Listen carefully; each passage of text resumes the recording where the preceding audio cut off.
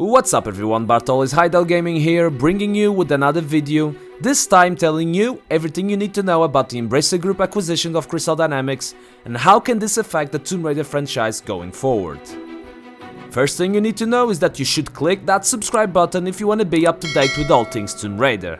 We're trying to reach 1000 subs by the end of the summer and your help is much appreciated. Second thing you need to know is that on Monday the 2nd of May, a company called Embracer Group AB has reached an agreement to acquire the development studios Crystal Dynamics, Eidos-Montréal and Square Enix Montréal with a catalog of more than 50 Square Enix IPs, including our beloved Tomb Raider franchise. In total, the acquisition includes 1,100 employees across these three studios for the cost of $300 million.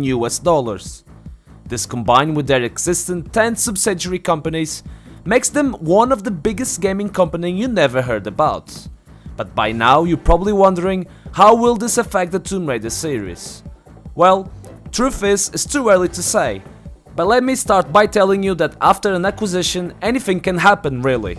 Existing projects can get cancelled, people can get fired, and plans can change. But it's worth noting that any big company on any big industry usually takes a whole year to come up with new project goals, redundancy, etc. And looking at the Tomb Raider franchise, I don't think anything drastic is about to happen, at least anytime soon.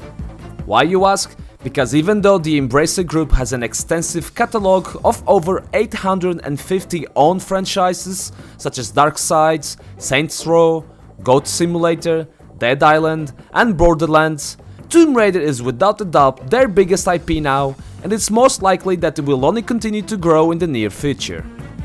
Since the beginning of 2020, the Embracer Group has made 62 different gaming acquisitions, and according to the Financial Times, the company's CEO Lars Wingfors said that they will not only continue to acquire more studios, but they are doubling it down, claiming that they will plan to acquire equally as many studios in the near future months and years to come. So obviously they have lots of money to invest, but having spending more than $80 billion in the last 2 years, it's probably time for the company to start profiting from all of these changes, and since Crystal Dynamics' development team is already working on the next generation game of their now biggest IP ever, I think this will be something that the Embracer Group directors will potentially prioritize. I am not the CEO of a big company, but I have been working on the intellectual property industry for 5 years now, and I now have an idea of how things generally work. I can foresee multiple meetings with the directors down at Crystal Dynamics and Eidos-Montréal, with the Embracer Group dictating what should be done, when should be done, and how much should they spend. Perhaps they can identify that there's a big demand for ports and remasters of the classic games, and that there are money to be made here. Perhaps they can increase their budget in a few more millions to increase the advertising, the quality, the productivity and the delivery of the next game. In the end of the day, the biggest difference here is that unlike Square Enix, Tomb Raider is probably their current biggest asset, and I hope they can invest on it, bringing us everything that we've been asking for years and years now, even if that means spending a few more millions to please the fans.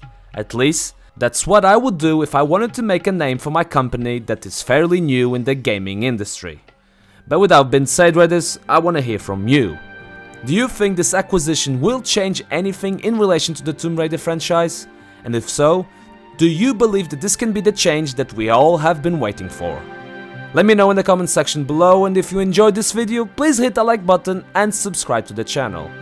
Thanks for watching, stay safe, and until our next adventure.